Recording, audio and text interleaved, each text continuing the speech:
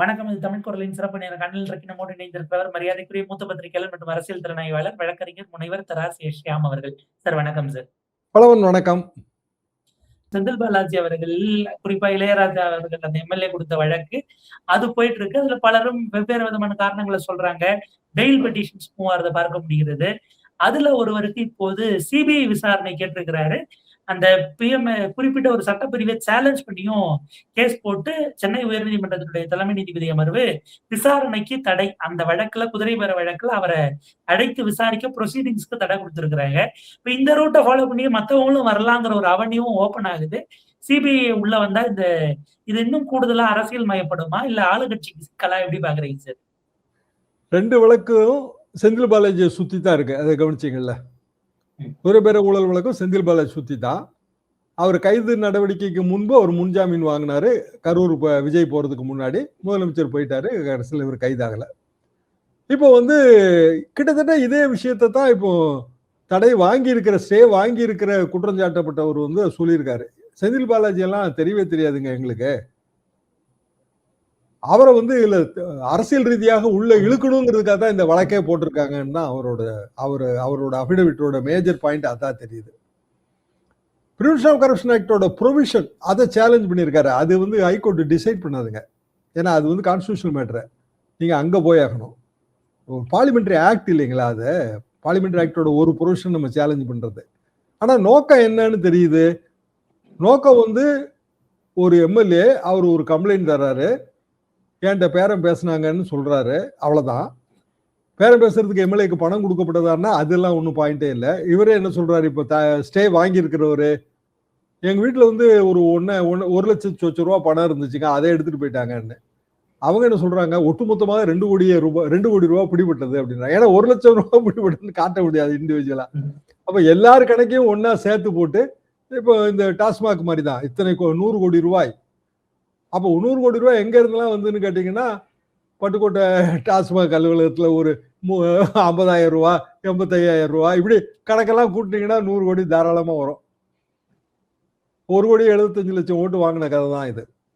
அது நீங்க ஸ்பிளிட் பண்ணி பாருங்க, அதை பாத்தீங்கன்னா டேட்டா ராங் டேட்டா. அப்போ இதுல இயல்பாக எதை நோக்கி இது போகுதுன்னா, ஒருவருக்கு ஸ்டே கிடைக்கும் போது அந்த A1 A2 அந்த முதல் வரிசையில் இருக்க மத்த எல்லாருக்குமே அது பொருந்திரும். அப்புறம் அதுல கான்ஸ்பிரசி கொண்டு வந்திருக்காங்க. கான்ஸ்பிரசி எல்லாருக்கும் தெரியும், அது ஒரு சங்கிலிங்க. ஒரே ஒரு கண்ணி இருந்தா கூட கான்ஸ்பிரசி ப்ரூவ் ஆகாது. அப்ப நிறைய பேரை உள்ள கொண்டு வரும்போது ஏற்படுற பிரச்சனையே என்னன்னா, கான்ஸ்பிரசியை ப்ரூவ் பண்றது ரொம்ப கஷ்டங்கிறது தான். அந்த பழைய 120B 120B எவ்வளவு முக்கியம்னா, இந்த 120B தான் 26 பேருக்கு தூக்கு தண்டனை கிடைச்சுங்க ராஜீவ்காந்தி கொலை வழக்குல. 20 பேருக்கு மேல பூந்தமல்லி செஷன்ஸ் கோர்ட்டு அவ்வளவு பேருக்கு தூக்கு தண்டனை கொடுத்தது. ஆனா அது மேலமை நீதிமன்றங்களுக்கு போகும்போது அது நிக்கல. சோ கான்ஸ்பிரசின்னு நீங்க உள்ள கொண்டு வந்தீங்கன்னா, எல்லாருக்குமான தொடர்பு, ஒவ்வொருவரும் எந்தெந்த காலகட்டத்துல எப்படி அந்த சங்கிலியில பின்னப்படுகிறார்கள், எப்படி அந்த குற்ற சதி செயல்ல பங்கு பெற்றார்கள், இவ்வளவு பாயிண்ட் அதுல வந்துடும். இது ஒரு பிரைப் வழக்கா மட்டும் நம்ம எடுத்தோம்னா, எம்எல்ஏக்கு பிரைப் கொடுக்க முயற்சி செய்தார்கள் அப்படிங்கிறது, எம்எல்ஏக்கு பிரைப் கொடுக்கப்பட்டது, அதாவது பிரைபுக்கு ஒரு கிவர் வேணும், ஒரு டேக்கர் வேணும். இந்த இடம்லாம் ரொம்ப கன்ஃபியூசிங்கா இருக்கும். எல்லாம் போக இப்ப டாஸ்மாக் டிவிஎஸ்சி ரைடு என்னது, அது இவ்வளவு கோடி ரூபா புழங்கி இருக்குங்க, முறைகேடான பணம். எம்எல்ஏ வழக்கு இவ்வளவு கோடி ரூபா புழங்கி இருக்கு. நிறைய எம்எல்ஏ, மொத்தம் 15 எம்எல்ஏ வாங்க முயற்சி செஞ்சாங்க.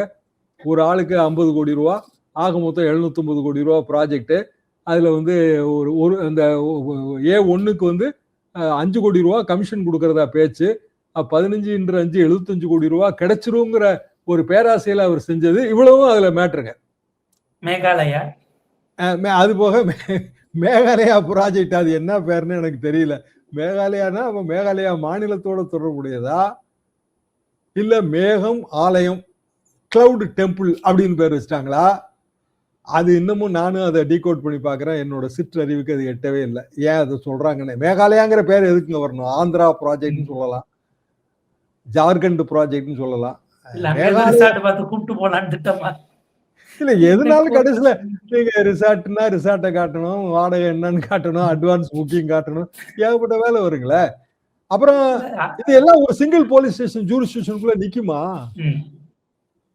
அதனாலதான் மேகாலயான்னும் அவர் போதே ஆப்வியஸா தமிழ்நாடு அ- போலீஸ்க்கே வருமாங்கிறது இருக்குல்ல. அதனாலதான் அந்த சிபிஐ என்கொயரிங்கிற அந்த பிரேயர் நிக்குது அதுல. ம். சரி, பிரேயர் நிக்கலைன்னா சிஜே வந்து மனுவை தள்ளுபடி பண்ணிடுவாரு. ஏதோ ஒரு ஸ்டே கொடுத்தாலே என்ன அர்த்தம் அப்படின்னா பேலன்ஸ் ஆஃப் கன்வீனியன்ஸ் பெட்டிஷனருக்கு சார்பா இருக்குன்னு அர்த்தம். ரெண்டு தரப்பு இருக்குங்க, அதுல நிறைய தரப்பு கொடுத்துருக்காங்க. பெட்டிஷனர், ம். ரெஸ்பாண்டன்ட் நீங்க ரெண்டு தரப்பா எடுத்துங்க, ரெஸ்பாண்டன்ஸ் ரெண்டு தரப்பா எடுத்துங்க. இப்ப நம்ம வந்து ஜுடிஷியலா ஒரு ஸ்டே கொடுத்தோம்னா ரெண்டு தரப்பும் பாதிக்கப்படக்கூடாதுங்க. ரெஸ்பாண்டன்ட் தரப்பு பாதிக்கப்படக்கூடாது, அதுவும் முக்கியமா தான் பார்ப்பாங்க. அப்போ இதுல வந்து ஜூரிஸ்டிக்ஷன் கொஸ்டின் இருக்கிறதுனால தான் சிபிஐ என்கொயரி கேட்கறது நிக்கும்னு சிஜிஐ ஃபீல் பண்ணிருப்பாரு. அப்போ சிபிஐ என்கொயரின்னு வரும்போது ஒரு போலீஸ் ஸ்டேஷன், ஒரு ஜூரிஸ்டிக்ஷன் என்னங்கிற கேள்வி இயல்பா வந்துடும். அதுல அதுக்கு கூடுதலா காரணம் என்னன்னா சிங்கப்பூர், மலேசிய நிறுவனங்கள் அதெல்லாம் வேற வருது. சிங்கப்பூர் அதெல்லாம் அது அப்படியே விட்டாங்க. சிங்கப்பூர்ல இருந்து அந்த நிறுவனம் பேரெல்லாம் சொல்லிட்டு இருந்தாங்க, இப்ப அதை பத்தி பேச்சே இல்லைங்க. செந்தில் பாலாஜியை அதுல கைது பண்ணியிருந்தாங்கன்னா கிளைமேக்ஸ் அப்பவே முடிஞ்சு போயிருக்கும். அவர் அதுக்கு முன்ஜாமீன் போகும்போது ஏற்கனவே ஒரு சிங்கிள் ஜட்ஜி உட்கார்ந்து இது முன்ஜாமீனுக்கு ஒர்த்து மேட்டர்னு டிசைட் பண்ணிருக்காரு. சேம் ஜட்ஜுங்க. இப்ப முன்ஜாமீன் யார் ரெஃப்யூஸ் பண்ணிருக்காங்களோ டாஸ்மாக் கேஸ்ல, அதே ஜட்ஜு அவரு செந்தில் பாலாஜிக்கு குதிரை பேர ஊழல் வழக்குல முன்ஜாமீன் கொடுத்திருக்காரு. அப்ப என்னங்க அர்த்தம்? அப்ப முன்ஜாமீன் பெறுவதற்கு அது தகுதியானது, டாஸ்மாக் வழக்கு முன்ஜாமீன் பெறுவதற்கு தகுதி இல்லாததுன்னு ஜட்ஜி டிசைட் பண்றாரு. என்ன காரணம்னா டாஸ்மாக் வந்து அரசோட ஒரு துறை. அரசு துறையில ஏகப்பட்ட கொள்முதல்ல இருந்து விநியோகம் வரைக்கும் பல முறைகேடுகளை சுட்டி காட்டி இவ்வளவு ரூபான்னு சொல்லும் போது இப்போ ஆரம்ப ஸ்டேஜ்ல எப்படி முன்ஜாமீன் கொடுக்க முடியும்னு ஜட்ஜி ஃபீல் பண்ணிடுறாரு. அது கரெக்ட். அப்ப ரெண்டையும் ஒரே தட்டுல தான் நீங்க வச்சு கொண்டு போகணும். அடுத்தடுத்து நடந்த நிகழ்வுகள் தாங்க. ஆனா டாஸ்மாக் வழக்கும் குதிரை பேர ஊழல் வழக்கும் ரெண்டும் ஒரே இணைகோட்டில் தான் போயிட்டே இருக்கு. அப்போ குதிரை பேர ஊழல் வழக்குல ஒருவருக்கு வந்து தடைன்னு கிடைக்கும் போது வழக்கை இனி தொடர்ந்து விசாரிப்பதுல இயல்பான சட்ட சிக்கல்கள் இருக்கு. வரிசையா வந்துருங்க, பெட்டிஷன்ஸ் வரிசையா வந்துடும். சிபிஐ விசாரணை கேட்டே மட்டுமே போட்டாலும் போடலாம்ல. நீங்க தானே மேகாலயா புராஜின்னு சொல்றீங்க. அப்போ நீங்க தமிழ்நாடு போலீஸ் வந்து தமிழ்நாடு எம்எல்ஏக்கு லஞ்சம் கொடுக்க முயற்சி செய்த வழக்குன்னா மொத்தம் நீங்க சொல்ற கணக்குல வந்துங்க அது ஏகப்பட்ட கோடி ரூபா வருதுங்க. முதல்ல ஈடி வேற எல்லா பேப்பர்ஸையும் வாங்கியிருக்கு.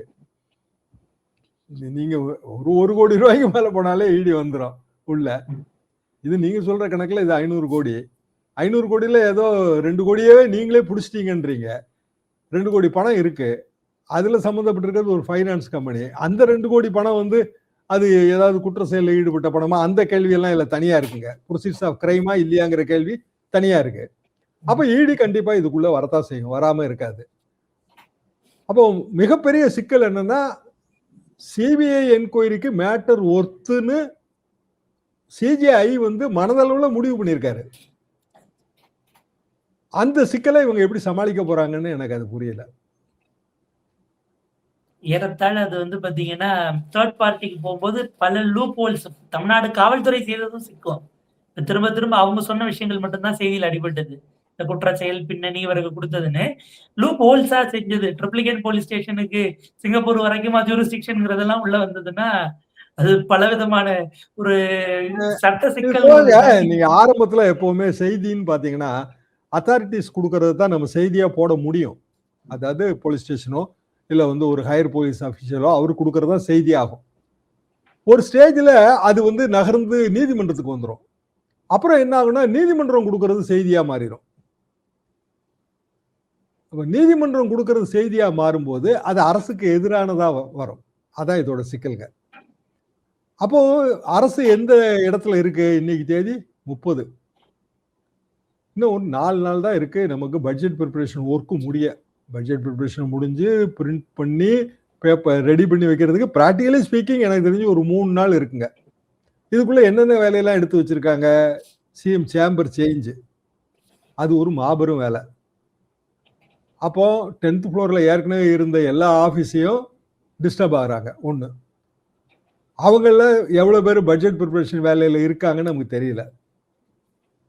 பட்ஜெட்ல வந்து பெரிய அளவுக்கு பேசப்படுகிற விஷயம் டாஸ்மாக் தனியார் மயமாதல். கார்பரேஷனுக்கும் முனிசிபாலிட்டிக்கும் மட்டும்தான் முதல் கட்டம்னு சொல்றாங்க, நமக்கு தெரியாது. ஆனா ஊழியர்கள் சங்கம் இன்னைக்கு உண்ணாவிரத போராட்டம் அறிவிச்சிருக்கிறத பார்க்கும் போதும், நேற்றைக்கு இன்னைக்கு ஒரு பேப்பர் செய்திகளை படிக்கும் போதும் அதை நோக்கி தான் இது டிராவல் ஆகிறதா நான் உணர்றேன். இந்த டாஸ்மாக் செந்தில் பாலாஜி உள்ளிட்ட மற்றவர்கள் மீது போடப்படுகிற வழக்குகளை பார்க்கும் போதும் அப்படிதான் நான் உணர்றேன். எல்லாம் போக ஏற்கனவே ஒரு கவர்மெண்ட் ஆட்சியில் இருந்திருக்கு, அவங்களுக்கு அங்க சோர்சஸ் இருக்கும், அங்க இருந்து இன்ஃபர்மேஷன் ஃபீட் ஆகுங்க. இந்த அரசாங்கம் எந்த நடவடிக்கை எடுத்தாலும் அது ரகசியமாலாம் வைக்க முடியாது. நாளைக்கு 5 வருஷம் கழிச்சு திமுக நடவடிக்கை எடுத்தாலும் அதையும் ரகசியமா வைக்க முடியாது, தாவேக்காவுக்கு ஃபீட் பண்ணுவாங்க. ஸோ எப்போதுமே வந்துங்க அரசு ஊழியர்களா இருந்தாலும் சரி, இல்ல கடைமட்டத்தில் இருக்கவங்களா இருந்தாலும் சரி, அவங்ககிட்டயும் அரசியல் உண்டு, அவங்களும் 2 கூறாத்தான் நிற்பாங்க. நீங்க அது ரகசியம்லாம் காக்கவே முடியாதுங்க.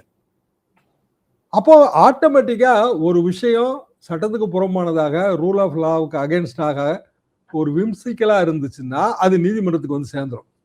இப்ப கரூர் ஜாப் அது நீதிமன்றத்துக்கு வந்து சேர்ந்துரும்னு எல்லாருக்கும் தெரியும். நீதிமன்றத்துக்கு வந்துச்சு, நீதிமன்றம் ஒரு நிபந்தனையோட தான் அது செஞ்சுது. அந்த இடத்துல என்ன தவறு நடக்கு? முதலமைச்சர் வந்து அதை லார்கிஸா நினைக்கிறாரு. அதாவது நம்ம நினைச்சா என்ன வேணாலும் செய்யலான்னு. அது இல்லைங்க.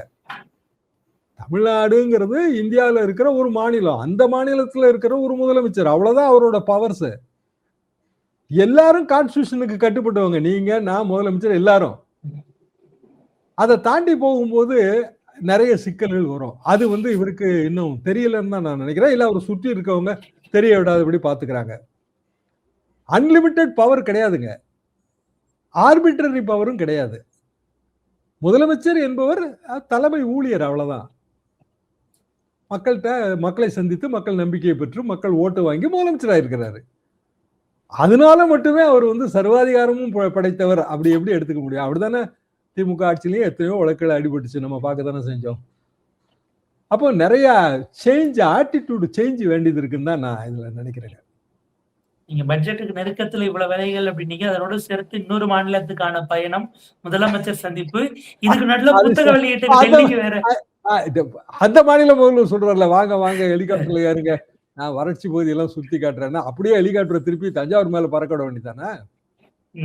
வாங்க வாங்க எங்க மாநிலத்தை பாருங்க, வறட்சி பகுதியெல்லாம் சுத்தி காட்டிட்டு தண்ணி இல்லைன்னு சொல்லி அனுப்ப போறோம்னு சொல்லிடுறாரு. முன்னாடி அவரு முதல்ல சொல்லிட்டாருடா, சுத்தி காட்டுவேன் ஆனா தண்ணி இல்லைங்கன்றாரு. அதாவது ஹெலிகாப்டர்ல வச்சு குடிக்கிறதுக்கு தண்ணி கொடுப்பாங்க, அவ்வளவுதான். அப்ப போறதுனால என்ன பயன்? சரி, இதுல வந்துங்க ஜெயலலிதா பாணியில பெரிய அதிரடியா அழுத்தம் கொடுக்கணும்னா உண்ணாவிரதம் இருக்கிறதாங்க ஒரே வழி. தேசத்தோட கவனத்தை ஈர்க்கலாம். அப்பவும் தண்ணி கிடைச்சிடும் நான் சொல்ல வரல, ஆனா அழுத்தம் வரும். குறைந்தபட்ச தண்ணீர் கிடைக்கும். இந்த குறைந்தபட்ச தண்ணீர் எதுக்கு பயனாகும்னா, காவிரி டெல்டால இருக்கிற போரை வந்து ரீசார்ஜ் பண்ண பயனாகும், பாசனத்துக்கு பயன்படாது. இனி பாசனம் போட்டு நம்ம பயிர் எடுத்து புயல் மலையில யாருங்க சிக்குவா? யாரும் தயார் கிடையாதுங்க. அப்படியெல்லாம் ஒன்றும் நெல் போட்டு பெரிய அளவுக்கு வருமானமும் வர்றது கிடையாதுங்க. சரி, நீங்க டைரக்ட் ப்ரொக்யூர்மெண்ட் சென்டர்ல வந்து இன்னைக்கு எவ்வளவு ரூபா கையூட்டா வாங்குறாங்கன்னு நினைக்கிறீங்க? கிட்டத்தட்ட 55 ரூபாங்க. 20 ரூபா 30 ரூபால இருந்ததுங்க. அது நீங்க 55 ருபீஸ், டிவி ஆட்சியிலே 55 ருபீஸ். என்ன பெரிய லாபம் இருக்குங்க நெல்லை போடுறதுல? அரிசி விலை என்ன ஓடிட்டு இருக்குன்னு நினைக்கிறீங்க? ஆந்திராவிலே வந்து இந்த வாட்டி சரியா விளைச்சல் இல்லைங்க. நமக்கு ஆந்திரா பொன்னி எல்லாம் வரதே கிடையாது. 20 ரூபா 25 ரூபா ஏறி இருக்கு கிலோ. மக்கள் பிரச்சனைகளை கவனம் செலுத்துறதை விட்டுட்டு இன்னமும் திமுக ஆட்சியில் செய்த ஊழல்கள், திமுக பேர்ல தவிர, அதுக்கு தானங்க தண்டனை கொடுத்துருக்காங்க ஜனங்க. 5 வருஷம் நீங்க ஆட்சி பண்ணணும்ல, அப்புறம் பார்ப்போம் யாரோட ஆட்சி சிறந்ததுன்னு. மீண்டும் மீண்டும் அந்த பழைய வட்டத்துக்குள்ளேயே போய் திமுக இதை தாங்க செய்யும். அதிமுக இல்ல, அதிமுக இதான் செய்யும். திமுக ஆட்சியில் செய்த தவறுகள் மோடி அதான் செய்வார். நேரு ஆட்சியிலிருந்து தவறுகள் தொடர்கின்றனர். ஜவஹர்லால் நேரு செய்த தவறு அதுதான் காரணம் பாரு.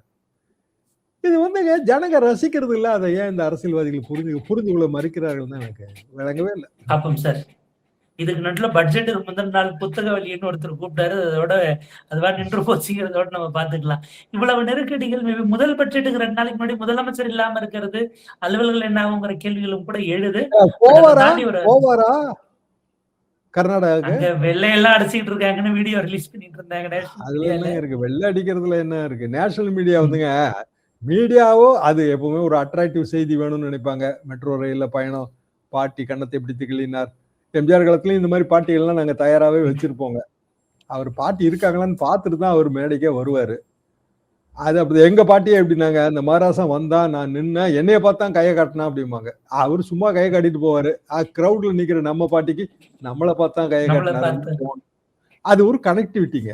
அது இருக்கும். நான் இல்லைன்னு சொல்ல. விஜய் பார்த்தா ஒரு மகிழ்ச்சி இருக்கத்தான் செய்யும். Cinema star.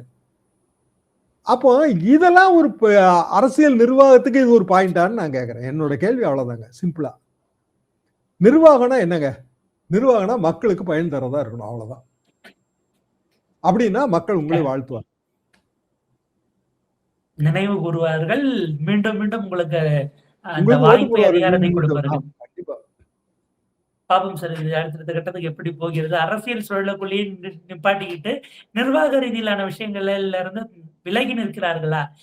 கேள்வியும் கூட எழுகிறது. நம்ம அடுத்தடுத்து வரும்பொழுது தொடர்ந்து பேசலாம். உங்க நேரத்துக்கும் கருத்துக்களுக்கும் மிக்க நன்றி.